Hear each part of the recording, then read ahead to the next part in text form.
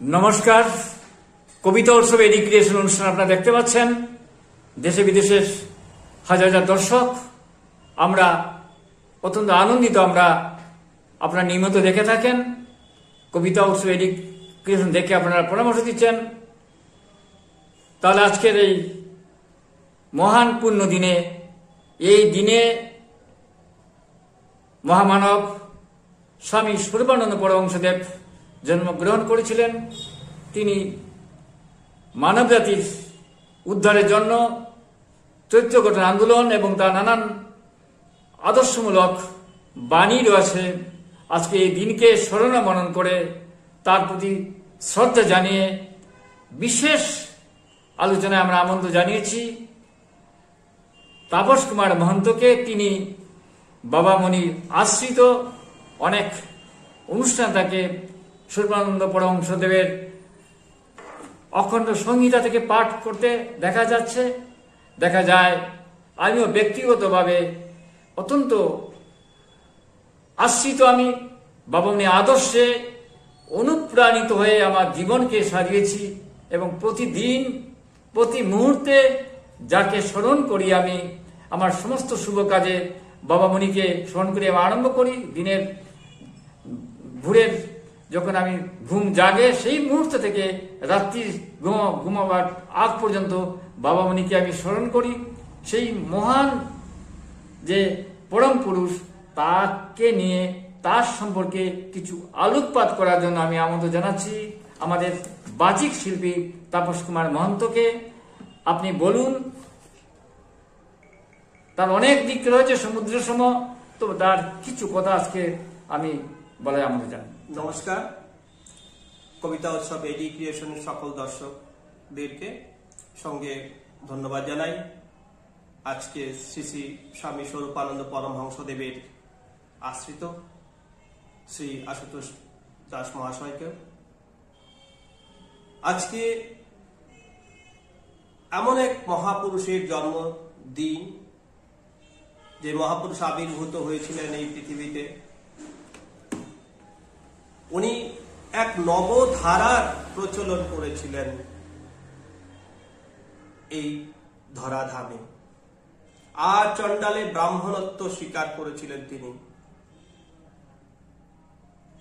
শূদ্র, বৃহৎ, ক্ষুদ্র সবাইকে তিনি ব্রহ্ম গায়ত্রী মন্ত্রে দীক্ষিত করেছেন।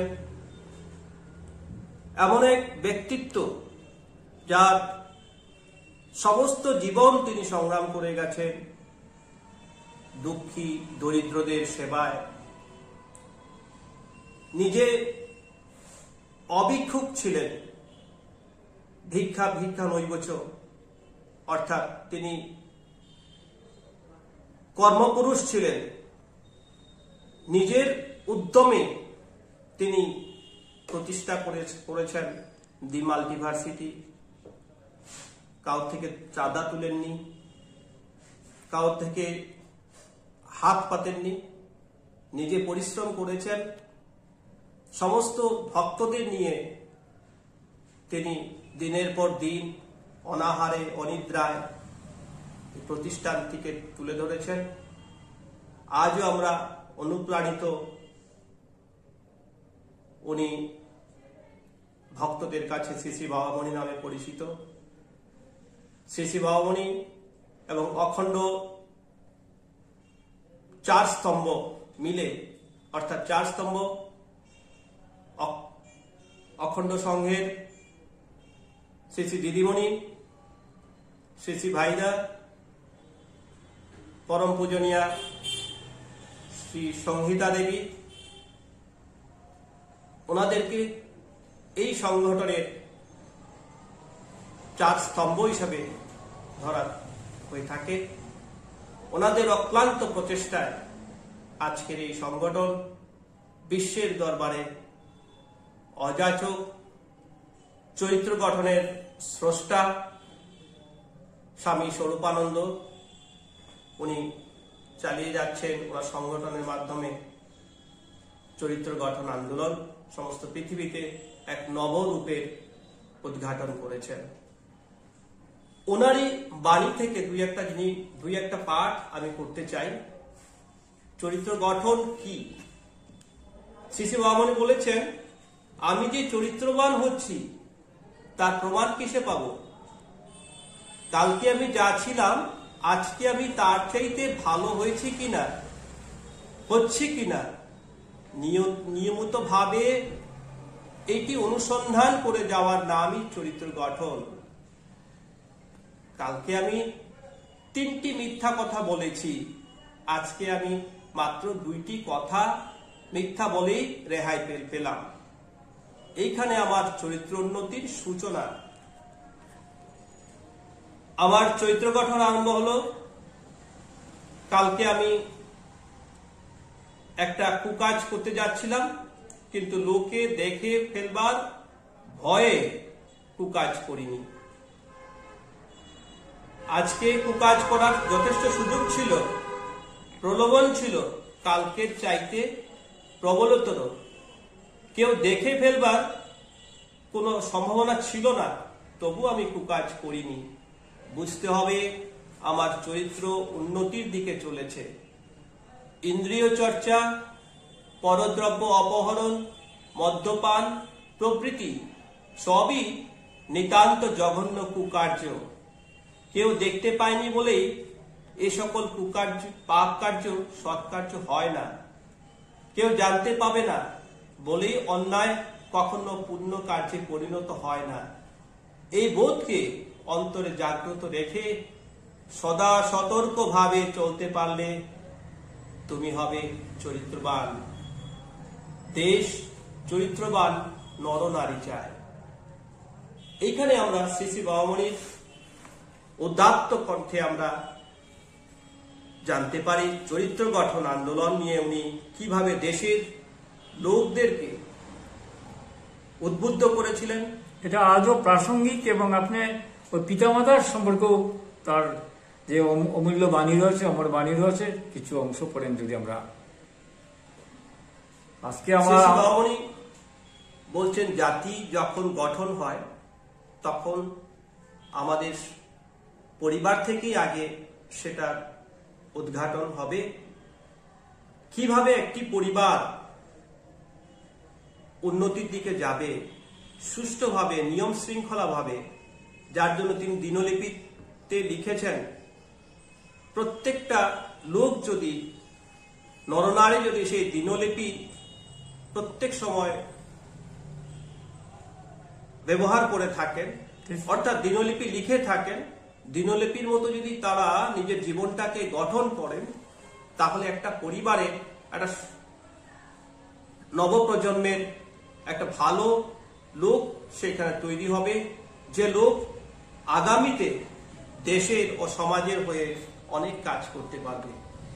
তো আমরা শ্রী শ্রী স্বামী স্বরূপানন্দের কথা বলে শেষ করার মতো নয়।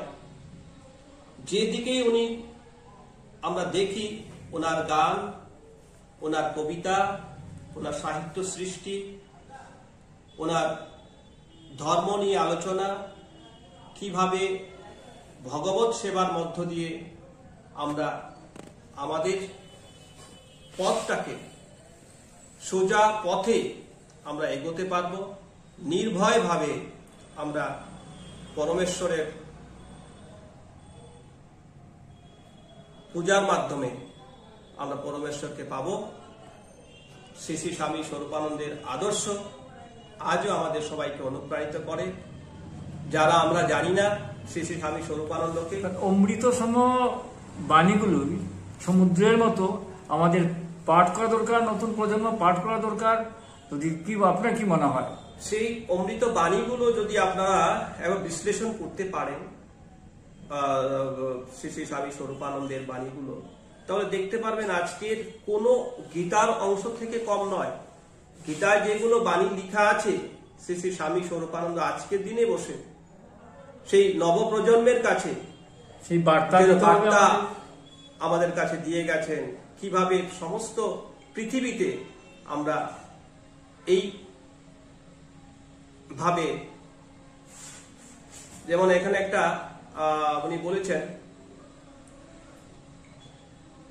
এ ভারত জাগবে আবার, জাগবে রে ভাই তপবলে। এ দেশের অতল গরব ডুববে না আর অতল জলে। বর্তমানের দগ্ধ জঠরে জন্ম লভিবে ভবিষ্যৎ। মুক্তি যাহার বিশ্বতম, শুদ্ধ মহৎ সুবৃহৎ। ধন্যবাদ। আপনি আমাদের যে আমাদের আরো একটা বলছি আমি, বলুন না, বলুন। মনুষ্যত্বই অখণ্ডের আদর্শ। আমরা বলি অখণ্ড পরিবার, অর্থাৎ মনুষ্যত্বই অখণ্ডের আদর্শ। অখণ্ড হিন্দুও নয়, মুসলমানও নয়, খ্রিস্টানও নয়, বৌদ্ধও নয়। অখণ্ড হচ্ছে মানুষ। এই বোধটা জাগিয়ে তুলতে হবে। সবার মধ্যে বিতরণ করে গেছেন। অখণ্ড মানে পূর্ণাঙ্গ মানুষ, আর সেই মনুষ্যত্ব জাগানোর জন্য আমাদের সেই কাজ করে যেতে হবে। ধন্যবাদ। আমরা এতক্ষণ আজকে সময় স্বল্পতার জন্য দীর্ঘায়িত করতে পারছি না। আগামীতে আবার আমরা সম্মানীয় বাচিচির তাপস মন্ত্রকে আমন জানাবো। আজ এখানেই শেষ করছি। কবিতা উৎসব এডুকেশন অনুষ্ঠান শুনুন, দেখুন, আমাদের পাশে থাকুন, পরামর্শ দিন এবং চ্যানেল সাবস্ক্রাইব করুন। নমস্কার।